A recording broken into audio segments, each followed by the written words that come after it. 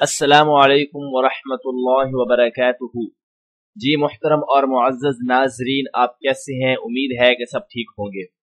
ناظرین، آج کا سبق نمبر 16 ہمارا سورۃ العادیات کے بارے میں ہے۔ انشاءاللہ ہم اس سبق میں سورہ کا لفظی ترجمہ، عام مفہومی ترجمہ اور اس کی تفسیر و تشریح اور اس کے معارف اور مسائل پڑھیں گے۔ اگر یہ سبق بھی آپ نے دھیان اور توجہ سے سنا، انشاءاللہ اللہ کی ذات سے امید ہے کہ سبق کی بھی آپ کو بہت اچھی طرح سمجھ آ جائے گی۔ چلیں ناظرین، شروع کرتے ہیں۔ سورۃ العادیات۔ سورۃ العادیات مکہ مکرمہ میں نازل ہوئی۔ اس سورہ کی 11 آیات ہیں۔ بسم اللہ الرحمن الرحیم، شروع اللہ کے نام سے جو بے حد مہربان نہایت رحم والا ہے۔ والعادیات، یہاں شروع میں جو واو ہے یہ واو قسمیہ ہے۔ جہاں بھی لفظ قسم ہوتا ہے اس کے بعد ایک جواب قسم ہوتا ہے، جس میں مطلب کہ جس میں یہ بتایا جا رہا ہوتا ہے اللہ نے قسم کیوں کھائی ہے، اس میں قسم کھانے کا کیا مقصد ہے۔ والعادیات، قسم ہے دوڑنے والے گھوڑوں کی، ضبحا، صبح ہانپ کر۔ والعادیات، قسم ہے دوڑنے والے گھوڑوں کی۔ یہ عادیات عدد سے مشتق ہے جس کے معنی دوڑنے کے ہیں۔ ضبح وہ خاص آواز ہے جو گھوڑے کے دوڑنے کے وقت اس کے سینے سے نکلتی ہے، جس کا ترجمہ ہانپنا کیا گیا ہے۔ فالموریاتی، پھر قسم ہے آگ نکالنے والے گھوڑوں کی، قدحا، پتھر پر نال مار کر۔ فا کا مطلب پس، موریاتی آگ نکالنے والے۔ موریات اصل میں ایرا سے مشتق ہے جس کے معنی آگ نکالنے کے ہیں، جیسے چکماق کو مار کر یا دیا سلائی کو رگڑ کر نکالی جاتی ہے۔ پہلے زمانے میں ماچس وغیرہ نہیں ہوتی تھی تو لوگ پتھر کو رگڑ کر آگ جلاتے تھے، جو اس رگڑ سے جو چنگاری نکلتی ہے، ایسے ہی اللہ تعالیٰ ان چنگاریوں کی قسم کھا رہے ہیں۔ قدح، قدحا، قدح کے معنی ٹوپ مارنے کے ہیں، یعنی پتھریلی زمین پر جب گھوڑا تیزی سے دوڑے، خصوصاً جب اس کے پاؤں میں آہنی نال بھی ہو، تو ٹکراؤ سے آگ کی چنگاریاں نکلتی ہیں۔ فالمغیرات، پھر قسم ہے غارت ڈالنے والے گھوڑوں کی، صبحا، صبحوں کے وقت۔ فالمغیرات، فاکمل پس، مغیرات غارت ڈالنے والے۔ اصل میں مغیرات اغارہ سے مشتق ہے جس کے معنی حملہ کرنے، چھاپا مارنے، غارت ڈالنے کے ہیں۔ صبحا، صبح یہاں پہ اللہ تعالیٰ نے صبح کے وقت کی تخصیص اس وجہ سے یہاں پہ اس وجہ سے ہے، یہ بیان عادت کے طور پر ہے، کیونکہ عرب لوگ اظہار شجاعت کے لیے رات کی اندھیری میں چھاپا مارنا معیوب سمجھتے تھے، حملہ صبح ہونے کے بعد کیا کرتے تھے۔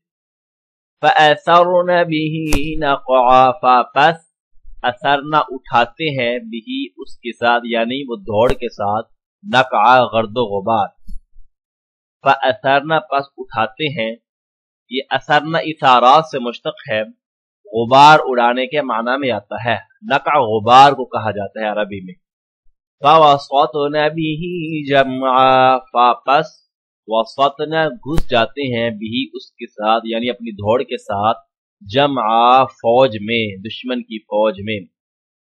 فَوَسَطْنَ بِهِ جمعا، یعنی دشمن کی صفوں میں بے خوف و خطر گھس جاتے ہیں۔ ان الانسان، بے شک انسان، لربہ، اپنے رب کا، ہا کا مطلب اپنے رب، لی کا مطلب کا، اپنے رب کا، لکنود، البتہ ناشکرہ ہے۔ قنوت کے معنی ہمیں حضرت حسن بصری رحمت اللہ علیہ نے فرمایا، وہ شخص جو مصائب کو یاد رکھے اور نعمتوں کو بھول جائے اس کو قنوت کہتے ہیں۔ ایسے ہی حضرت ابو بکر واسطی رحمت اللہ علیہ فرماتے ہیں جو اللہ کی نعمتوں کو اس کی نافرمانیوں میں صرف کرے وہ قنوت ہے۔ ایسے ترمذی رحمت اللہ علیہ فرماتے ہیں جو شخص نعمت کو دیکھے اور نعمت دینے والے کو نہ دیکھے وہ قنوت ہے۔ ان سب اقوال کا حاصل نعمت کی ناشکری کرنا ہے، اس لیے قنوت کا ترجمہ یہاں پہ ناشکرہ کیا گیا ہے۔ ان الانسان، بے شک انسان، لربہ، اپنے رب کا البتہ ناشکرہ ہے۔ वइन्नहु बेशक वो अला ज़ालिका इस पर यानी इस बात पर लशहीद अलबत्ता शाहिद है, यानी कि उसको पता भी है अपने रब का मैं नाशुक्रा हूँ। वइन्नहु बेशक वो लिहुब्बिल खैर माल की मोहब्बत में लशदीद अलबत्ता सख्त है। यहाँ पे जो लफ्ज़ खैर है असल तो लफ्ज़ खैर का मतलब भलाई होता है, लेकिन अरब में माल को भी लफ्ज़ खैर से ताबीर करते थे, गोया कि माल भी भलाई ही भलाई है और फायदा ही फायदा है। हालांकि दर हकीकत बाज माल इंसान को हजारों मुसीबतों में मुब्तला कर देते हैं, आखिरत में तो हर माल हराम का यही अंजाम है। कभी कभी दुनिया में भी माल इंसान के लिए वबाल बन जाता है, मगर अरब के मुहावरा के मुताबिक इस आयत में माल को लफ्ज़ खैर से ताबीर कर दिया है, जैसे कि एक दूसरी आयत में फरमाए इन तारा का खैरन, यहाँ भी खैर से मुराद माल है। वइन्नहु बेशक वो लिहुब्बिल खैर माल की मोहब्बत में लशदीद अलबत्ता सख्त है। अफला क्या फा पस ला नहीं, क्या पस नहीं, यालमु वो जानता यानी वो इंसान जानता, इरा जब बुअसिरा उखेड़ा जाएगा निकाला जाएगा, माँ जो कुछ फी बीच कुबूर कब्रों के है, जब उखेड़ा जाएगा माँ फिल कुबूर जो कुछ कब्रों में है। अफला क्या पस नहीं, यालमु वो जानता, इरा जब युबअसिरा निकाला जाएगा माँ फिल कुबूर जो कुछ कब्रों में है। कुबूर खबर की जमा है और फी का मतलब में। वहुस्सिला वाव और वहुस्सिला हासिल किया जाएगा मा फिस सुदूर जो कुछ सीनों में है। सुदूर सदर की जमा है और सदर सीने को कहते हैं, सुदूर ज्यादा सीने। इन्ना बेशक रब्बहुम उनका रब्बिहिम उनसे यौमइदिन लखबीर, यौमइदिन उस दिन लखबीर अलबत्ता खबर रखने वाला है। लेकिन नाज़रीन अब हम इसका आम मफ़हूमी तर्जुमा पढ़ते हैं। वल्आदियाति ज़बहा कसम है उन घोड़ों की जो हाँफते हुए दौड़ते हैं, फलमूरियाति क़दहा फिर पत्थर पर टॉक मारकर आग निकालते हैं, अगेन फलमुगीराति सुबहा फिर सुबह के वक़्त ताक़तो तराज करते हैं, फ़असरन बिही नक़आ और फिर उस वक़्त गर्दो गुबार उड़ाते हैं, फ़वसतन बिही जमआ फिर उस वक़्त दुश्मन की फौज में जा घुस जाते हैं। मुराद इससे लड़ाई के घोड़े हैं, जिहाद हो या गैर जिहाद। अरब चूंकि हर्ब व ज़रब और जंग के आदी थे, जिसके लिए वो घोड़े पालते थे, उनकी मुनासबत से उन जंगी घोड़ों की कसम खाई गई है। आगे यहाँ से जवाब कसम शुरू हो रहा है। इन्नल इंसान लिरब्बिही लकनूद बेशक इंसान अपने रब का बड़ा नाशुक्रा है, उसको खुद भी। आगे व इन्नहु अला ज़ालिका लशहीद उसको खुद भी उसकी खबर है, कभी इब्तिदाअन और कभी कुछ गौर के बाद अपनी नाशुक्री का एहसास कर लेता है। अल्लाह ताला फरमाते हैं व इन्नहु लिहुब्बिल खैरि लशदीद वो माल की मोहब्बत में बड़ा मजबूत है, ये उसकी नाशुक्री का सबब है।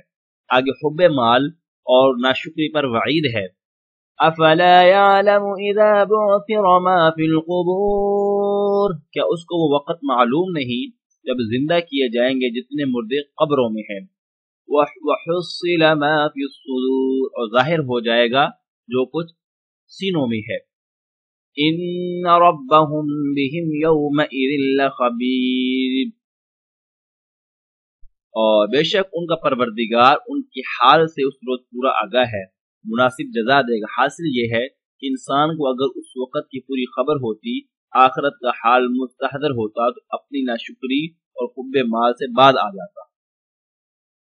अब हम इसकी और थोड़ी सी तफसील कर देते हैं। सूरतुल आदियात जो है ये इब्न मसऊद और जाबिर हसन बसरी और इकरमा रहमतुल्लाह अलैह और अता रहमतुल्लाह अलैह के नज़दीक मक्की है, और इब्न अब्बास अनस रज़ियल्लाहु तआला अन्हु इमाम मालिक और कतादा के नज़दीक सूरत मदनी है।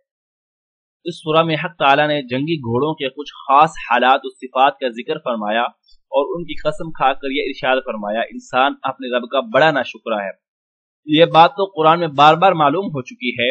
حق تعالیٰ اپنی مخلوقات میں سے مختلف چیزوں کی قسم کھا کر خاص واقعات احکام بیان فرماتے ہیں، تو یہ حق تعالیٰ کی خصوصیت ہے۔ انسان کے لیے کسی مخلوق کی قسم کھانا جائز نہیں، اور قسم کھانے کا مقصد عام قسموں کی طرح اپنی بات کو محقق اور یقینی بتلانا ہے۔ یہ بات بھی پہلے آ چکی ہے کہ قرآن کریم میں جس چیز کی قسم کھا کر کوئی مضمون بیان فرمایا جاتا ہے اس چیز کو اس مضمون کے ثبوت میں دخل ہوتا ہے، اور یہ چیز گویا کہ اس مضمون کی شہادت دیتی ہے۔ یہاں جنگی گھوڑوں کی سخت خدمات کو ذکر گویا کہ اس کی شہادت میں لایا گیا ہے کہ انسان بڑا ناشکرا ہے۔ تشریح اس کی یہ ہے کہ گھوڑوں کے اور خصوصاً جنگی گھوڑوں کے حالات پر نظر ڈالیے، وہ میدان جنگ میں اپنی جان کو خطرے میں ڈال کر کیسی کیسی سخت خدمات انسان کے حکم و اشارے کے تابع انجام دیتے ہیں۔ حالانکہ انسان نے ان گھوڑوں کو پیدا نہیں کیا، ان کو جو گھاس دانا دیتا ہے وہ بھی اس کا پیدا کیا ہوا نہیں، اس کا کام صرف اتنا ہے خدا تعالیٰ کے پیدا کیے ہوئے رزق کو ان تک پہنچانے کا ایک واسطہ بنتا ہے۔ اب گھوڑے کو دیکھیے، وہ انسان کے اتنے سے احسان کو کیسے پہچانتا ہے اور مانتا ہے، اس کے ادنا اشارے پر اپنی جان کو خطرے میں ڈال دیتا ہے اور سخت مشقت برداشت کرتا ہے۔ اس کے بالمقابل انسان کو دیکھو، جس کو ایک حقیر قطرہ سے اللہ تعالیٰ نے پیدا فرمایا، اس کو مختلف کاموں کی قوت بخشی، عقل و شعور دیا، ان کے کھانے پینے کی ہر چیز پیدا فرمائی، اس کے تمام ضروریات کو کس قدر آسان کر کے اس تک پہنچا دیا کہ عقل حیران رہ جاتی ہے، مگر وہ ان تمام اکمل و اعلیٰ احسانات کا شکر گزار نہیں ہوتا۔ یہ اس کی تفسیر تھی۔ تو دعا ہے اللہ تعالی ہمیں اپنے رب کا شکر گزار بندہ بنائے، اور ہمیں اللہ تعالیٰ کی نعمتوں کا شکر ادا کرنا چاہیے۔ جتنا ہم شکر ادا کریں گے اللہ تعالیٰ اپنی نعمتیں ہم پر مزید زیادہ فرمائیں گے، کبھی بھی اللہ تعالیٰ کی ناشکری نہیں کرنی۔ ٹھیک ہے ناظرین، مجھے دیں اجازت۔ اللہ حافظ۔ اللہ